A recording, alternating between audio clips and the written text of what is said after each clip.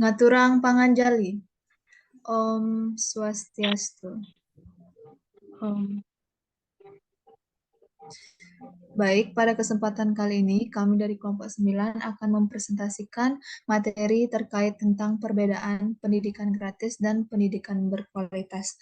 Namun sebelum itu perkenalkan, next slide.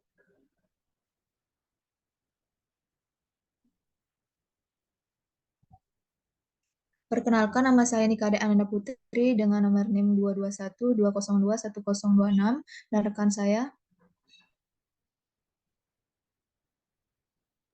Perkenalkan, nama saya adalah Primsa Brukembaran dengan NIM 22120210010. Perkenalkan, nama saya Uliarta Pangaribuan dengan NIM 22120210019. Baik, pada pembahasan materi pertama akan dilanjutkan oleh teman saya Uli mengenai pengertian tentang pendidikan. Silakan Uli. Baik, terima kasih Nanda atas waktunya. Baik, di sini saya akan menjelaskan tentang pengertian pendidikan. Pendidikan adalah tempat untuk membentuk citra baik dalam diri manusia agar berkembang seluruh potensi dirinya.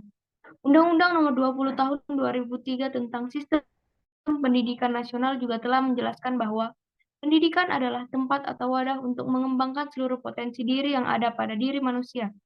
Oleh karenanya, dalam hal ini secara umum bahwa pendidikan itu tidak terbatas pada materi pelajaran tertentu saja, melainkan hal ini mencakup segala aspek yang berkaitan dengan potensi diri manusia dalam hal pengembangan. Hal ini juga yang membuat berbagai materi itu dibelajarkan dalam pendidikan. Tatkala peserta didik telah belajar, maka secara tidak sengaja akan membentuk pola pikir yang pada akhirnya membentuk kemampuan dari potensi yang dimilikinya. Next slide.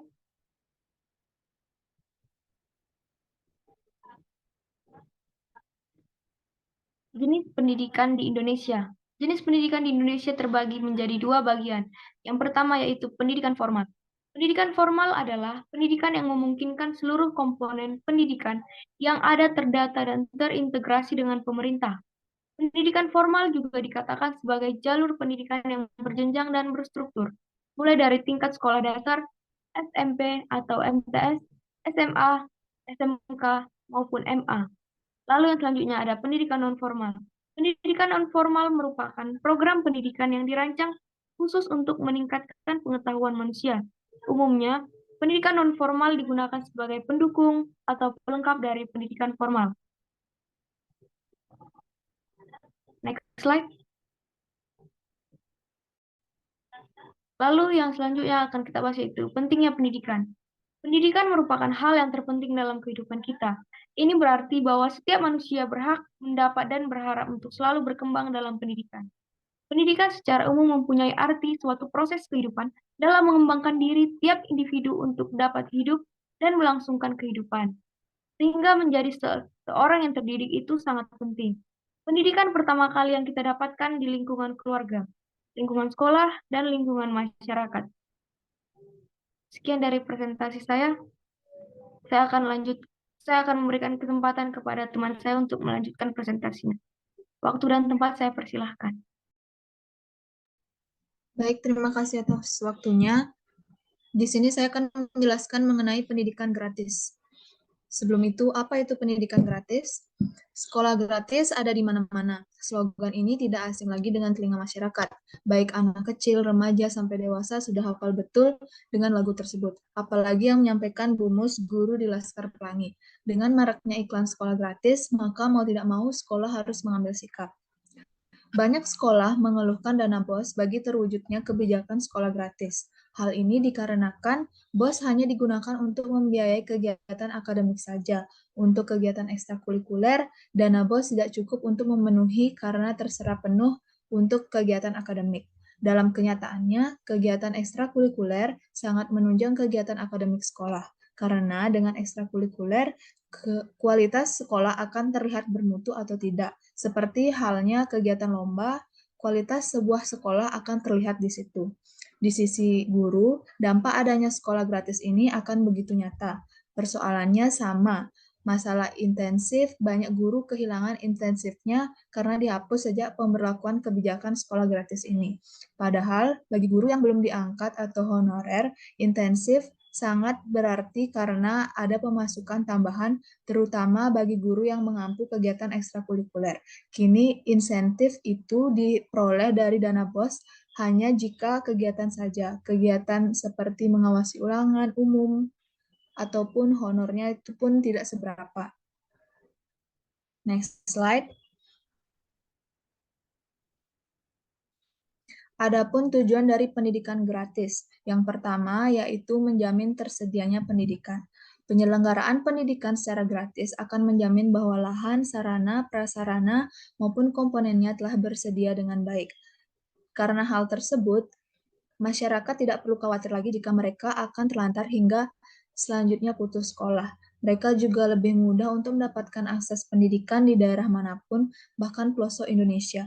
Ini memang perlu diperhatikan karena banyaknya anak usia pelajar di sana yang kehilangan masa kanak-kanak mereka saat mengenyam ilmu di bangku sekolah. Sehingga proses pendidikan akan merata dan hak semua siswa. Namun, terkadang pola pikir orang yang berbeda juga ikut mempengaruhi. Lalu yang kedua yaitu menopang suksesnya wajib belajar 12 tahun. Pemerintah telah mencanangkan bahwa masyarakat Indonesia haruslah belajar di bangku sekolah secara formal selama 12 tahun. Itu berarti bahwa anak-anak wajib mengenyam pendidikan mulai dari tingkat dasar hingga menengah ke atas.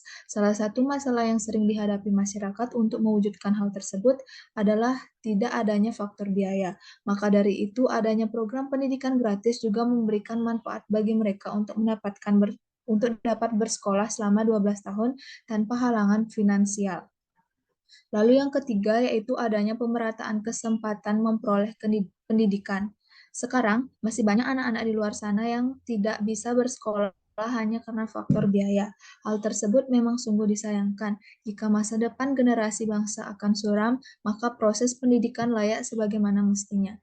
Pendidikan gratis diharapkan dapat menghilangkan kesenjangan antara si kaya dan si miskin untuk sama-sama memperoleh ilmu di bangku sekolah. Dengan adanya program ini, harapan ke depannya yakni proses penyelenggaraan dapat merata pada siapapun dan dimanapun. Lalu yang keempat, yaitu pendidikan gratis akan memberikan mutu kelulusan. Jangan pernah memandang rendah pendidikan yang diselenggarakan tanpa dipungut biaya atau menghasilkan seseorang lulusan dengan mutu dan etos kerja yang rendah. Bisa jadi malah sebaliknya. Dengan pernyataan saat ini di dunia nyata, dengan adanya pendidikan gratis, hal tersebut semakin membuat siswa berlomba-lomba untuk menunjukkan bahwa dirinya yang terbaik dalam hal prestasi akademik maupun non-akademik, sehingga akan terbentuk lulusan yang dengan mutu tinggi dan bertanggung jawab. Lalu adapun cara meningkatkan pendidikan gratis. Yang pertama yaitu peningkatan kualitas belajar. Dalam setiap proses belajar mengajar yang dialami peserta didik selamanya lancar seperti yang diharapkan, tidak selamanya lancar seperti yang diharapkan. Kadang-kadang mengalami kesulitan atau hambatan dalam belajar. Kendala tersebut perlu diatasi dengan berbagai usaha seperti yang pertama yaitu dengan memberi rangsangan. Minat belajar seseorang berhubungan dengan perasaan seseorang. Pendidikan harus menggunakan metode yang sesuai sehingga merangsang minat untuk belajar dan mempelajari baik dari segi bahasa maupun mimik dari wajah dengan memvariasikan setiap metode yang dipakai. Lalu yang kedua yaitu dengan motivasi belajar. Motivasi adalah sebagai pendorong peserta didik yang berguna untuk menumbuhkan dan menggerakkan bakat peserta didik secara integral dalam dunia belajar, yaitu dengan diambil dari sistem nilai hidup peserta didik dan ditunjuk kepada penjelasan tugas-tugas. Motivasi merupakan daya penggerak yang besar dalam proses belajar mengajar. Motivasi yang diberikan kepada peserta didik dapat berupa memberikan penghargaan, memberikan hukuman, ataupun mengadakan kompetisi dan lomba. Lalu yang kedua yaitu dengan peningkatan sarana yang menunjang pembelajaran. Sarana adalah alat atau metode dan teknik yang dipergunakan dalam rangka meningkatkan efektivitas komunikasi dan interaksi edukatif antara pendidik dan peserta didik dalam proses pendidikan dan pengajaran di sekolah. Dari segi sarana tersebut perlu diperhatikan adanya usaha meningkatkan hal-hal sebagai berikut. Yang pertama yaitu dengan mengerti secara mendalam tentang fungsi atau kegunaan media pendidikan. Yang kedua, mengerti penggunaan media pendidikan secara tepat dalam interaksi belajar mengajar. Yang ketiga, pembuatan media harus sederhana dan mudah. Serta yang terakhir yaitu dengan memilih media yang tepat sesuai dengan tujuan dan isi materi yang akan diajarkan. Lalu yang ketiga yaitu peningkatan dalam pemakaian metode. Metode merupakan alat yang dipakai untuk mencapai tujuan. Maka sebagai salah satu indikator dalam peningkatan kualitas pendidikan perlu adanya peningkatan dalam pemakaian metode.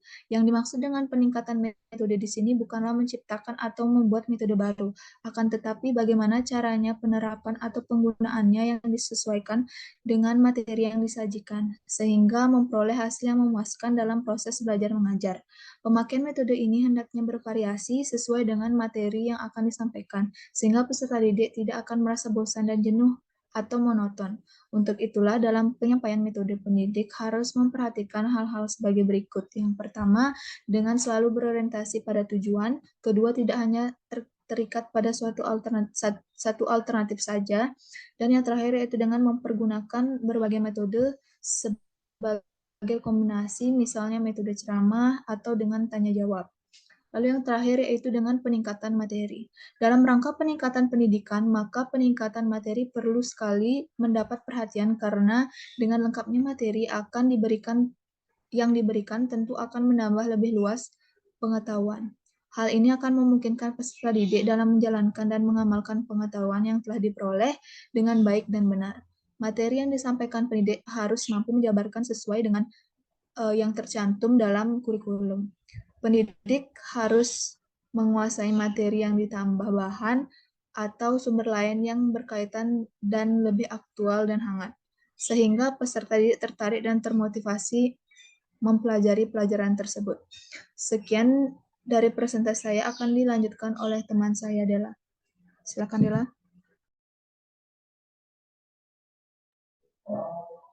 Baik, di sini saya akan melanjutkan materi pendidikan berkualitas. Sekolah swasta juga disebut sebagai sekolah independen, tidak dikelola oleh pemerintah daerah, negara, bagian, atau nasional. Mereka memperoleh hak untuk menyeleksi siswa dan didanai seluruhnya atau sebagian dengan membebankan biaya sekolah kepada siswa. Daripada bergantung pada dana pemerintah, siswa dapat memperoleh beasiswa masuk sekolah swasta yang menjadikan biaya sekolah lebih mudah tergantung bakat siswa. Misalnya, beasiswa olahraga, beasiswa seni, beasiswa akademik, dan lain-lain. Sekolah swasta dikelola dalam bentuk yayasan. Sekolah keagamaan dan denominasional membentuk turunan dari sekolah swasta. Sekolah seperti ini mengajarkan pendidikan agama, bersama dengan mata pelajaran akademik, dan memperkuat keyakinan dan tradisi siswa. Sekolah lainnya menggunakan denominasi sebagai label umum untuk menggambarkan sesuatu yang menjadi dasar kepercayaan para pendiri, tetapi masih mempertahankan perbedaan antara akademik dan agama.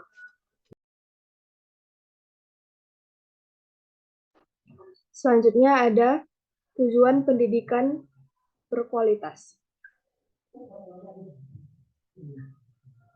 Tujuan pendidikan berkualitas antara lain meningkatkan keterampilan dan keahlian individu, menjadi kreatif, cerdas, sekatan, dan inovatif, mengembangkan potensi dalam diri, memberikan kesejahteraan secara lahir dan batin.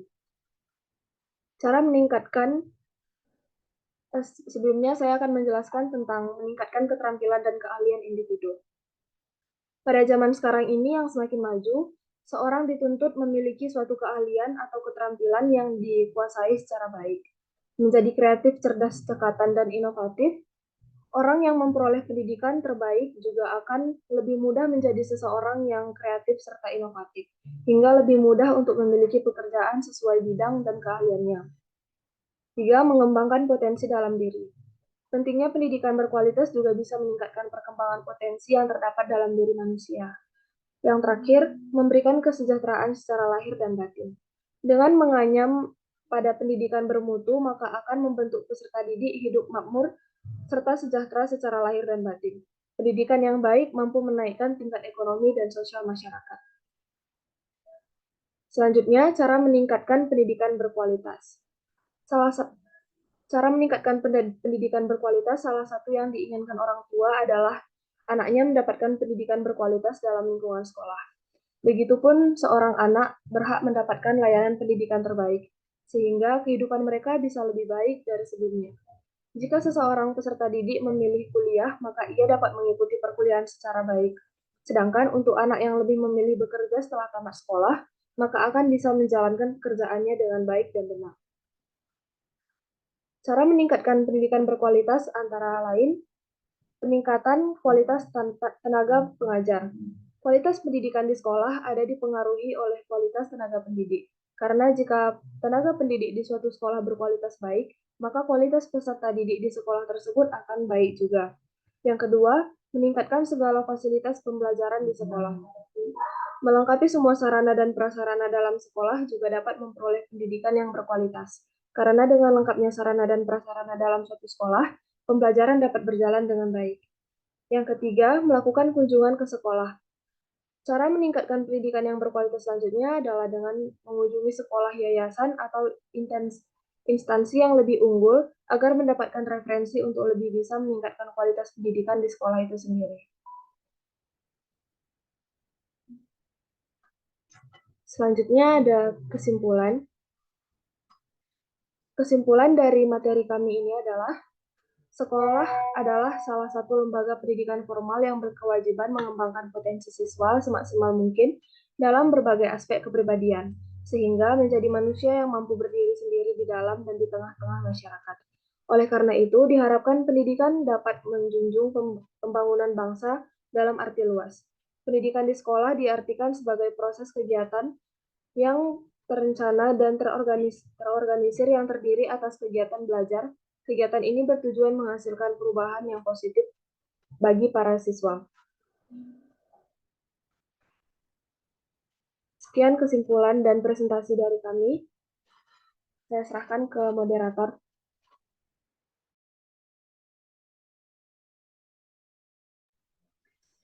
Baik, sekian presentasi dari kelompok 9.